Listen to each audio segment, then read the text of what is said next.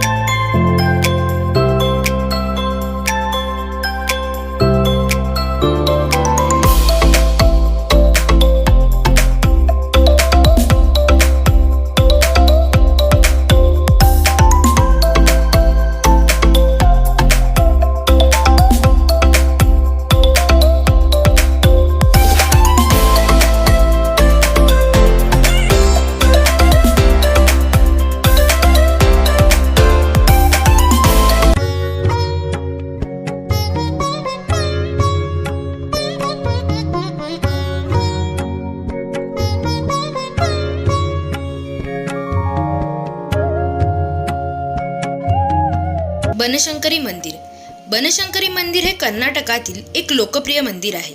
बनशंकरी मंदिर बदामीपासून 50 किलोमीटर अंतरावर आहे. बनशंकरी देवीचे मूळ नाव शाकंभरी. बनशंकरी देवी ही देवी पार्वतीचा अवतार मानली जाते.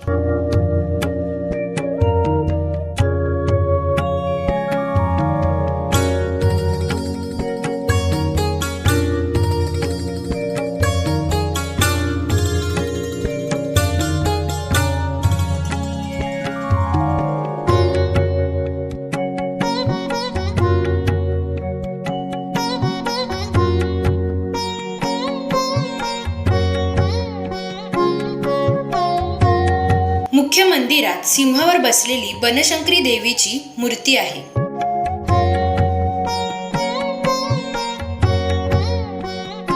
मंदिरात जानेवारी-फेब्रुवारी महिन्यात वार्षिक उत्सव साजरा होतो.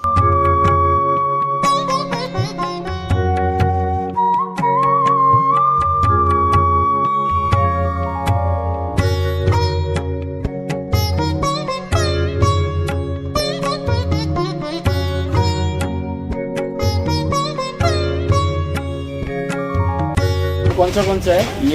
ये मटकी उसळ, ये काकड़ी, हाँ, ये लाल चटनी, हाँ, ये कोटे चटनी, ये अंबाडी भाजी. हाँ, भाकरी दही दही.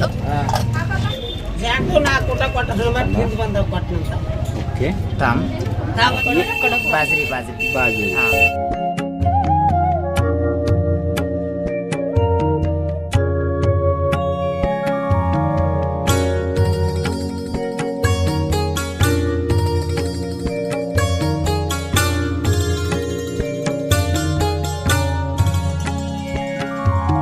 Two hours later.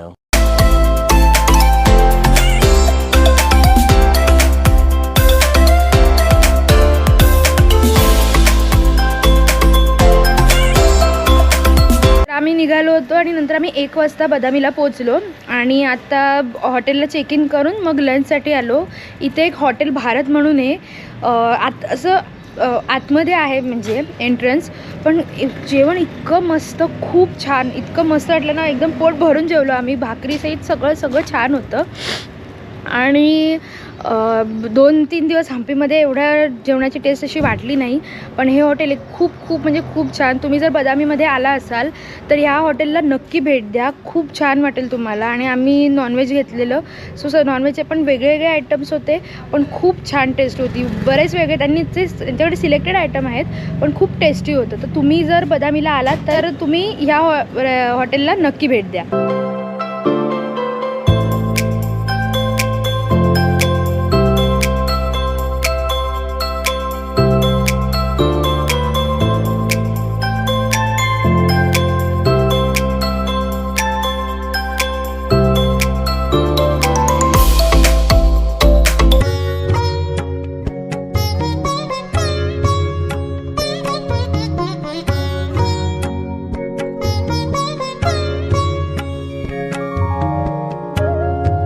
पट्टदकल कर्नाटकातील मलप्रभा नदीच्या किनाऱ्यावर असलेल्या पट्टदकल येथे चालुक्यकालीन वास्तुशैलीतील मंदिरे आहेत. भारतात प्रामुख्याने आढळणाऱ्या द्रविड विमन आणि रेखा नागर अशा 2 वास्तुशैलीतील मंदिरे येथे पाहायला मिळतात. त्यामुळे पट्टदकल मंदिर समूहाला तज्ज्ञांकडून वास्तुकलेची कार्यशाळा असे संबोधले जाते. जय हो शंकरा आदिदेव शंकरा तेरे जाप के बिना चले ये सांस किस तरह मेरा कर्म तू ही जाने क्या बुरा है क्या भला तेरे रास्ते पे मैं तो आंख मूंद के चला तेरे नाम की जोत ने सारा लिया तमस मेरा नमो नमो शंकर भोलेनाथ शंकर जय त्रिलोकनाथ शंभो जय शिवाय नमो नमो शंकर भोलेनाथ शंकर रुद्रदेव जय महेश्वर सृष्टि के जन्म से भी पहले तेरा वास था ये जग रहे या ना रहेगी तेरी आस्था क्या समय क्या प्रलय दोनों में विरूपाक्ष मंदिर. विरूपाक्ष मंदिर हे या समूहातील सर्वात मोठे व मुख्य मंदिर आहे. सीपियों की मंडप आणि गर्भगृहाच्या भिंतींना प्रक्षेपणे आहेत, ज्यामुळे तेथे कोनाडे तयार झाले आहेत. त्यामध्ये शैव आणि वैष्णव देवता तर काही ठिकाणी जाळीदार नक्षी असलेल्या खिडक्या कोरलेल्या आहेत. मंदिराच्या बाहेरील आणि आतील बाजूस मोठ्या प्रमाणात शिल्प कोरण्यात आले आहेत. जो है मेरा था कभी नहीं मेरा अर्थ क्या निरर्थ क्या जो भी है सभी तेरा तेरे सामने है झुका मेरे सर पे हाथ रख तेरा नमो नमो शंकर भोलेनाथ शंकर जय त्रिलोकनाथ शंभो जय शिवाय शंकर मंदिराच्या आत भव्य असे शिवलिंग आहे. शंकर रुद्रदेव जय महेश्वर चंद्रमा ललाट पे मंडपाच्या स्तंभावर रामायण, महाभारत आणि कृष्ण चरित्रातील दृश्ये कोरलेली आहेत. वस्त्र बांध छाद का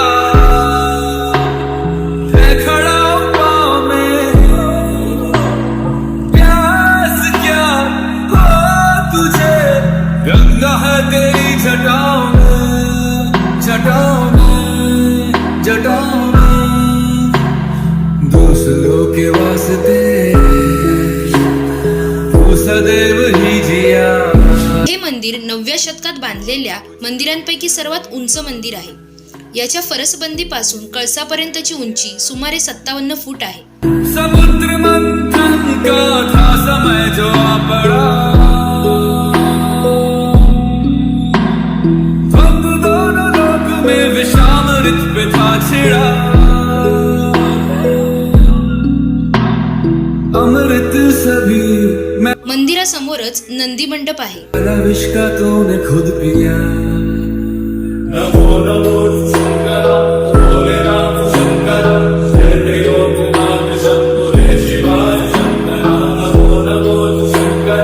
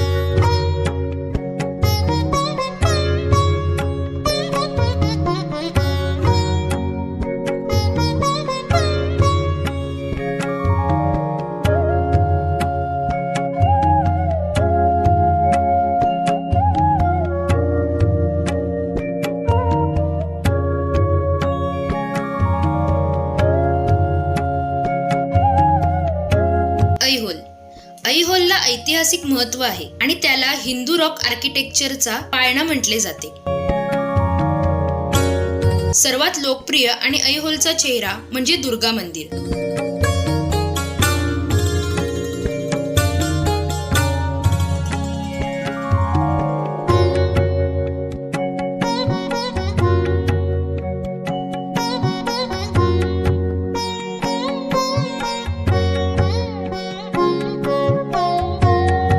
इतिहास, पुरातत्व, स्थापत्य वारसा आणि प्राचीन मंदिरांमध्ये स्वारस्य असलेल्यांसाठी ऐहोलला भेट देणे आनंददायक आहे.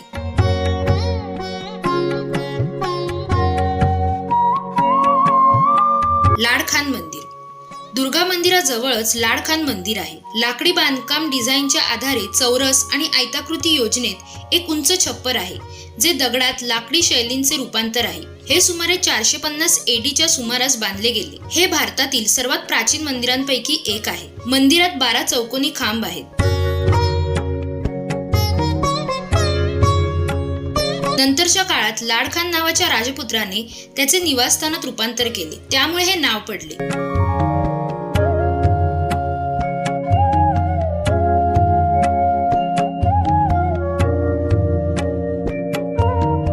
हे मंदिर भगवान विष्णूला समर्पित करण्याचा हेतू होता, परंतु आता त्यात एक शिवलिंग आहे.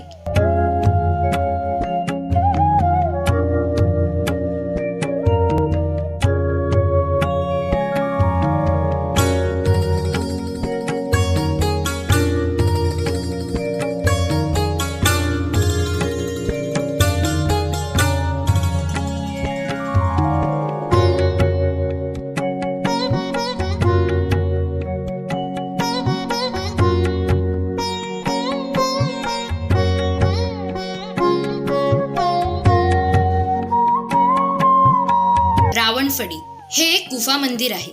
6व्या शतकातील रावणफडी गुहा हे आणखी एक आकर्षण आहे जे चुकवू नये.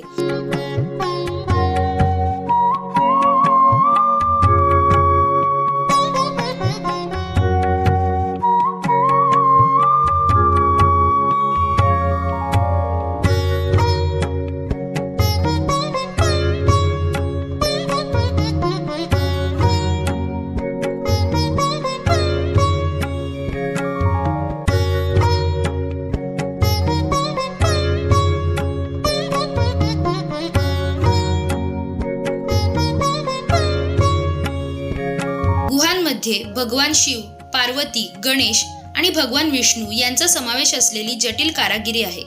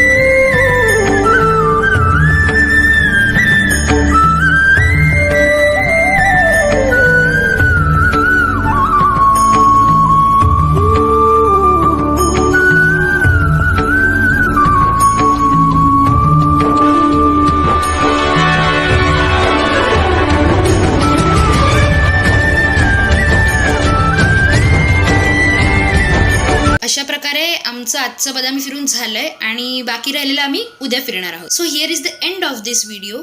C you tomorrow. Bye. Good night.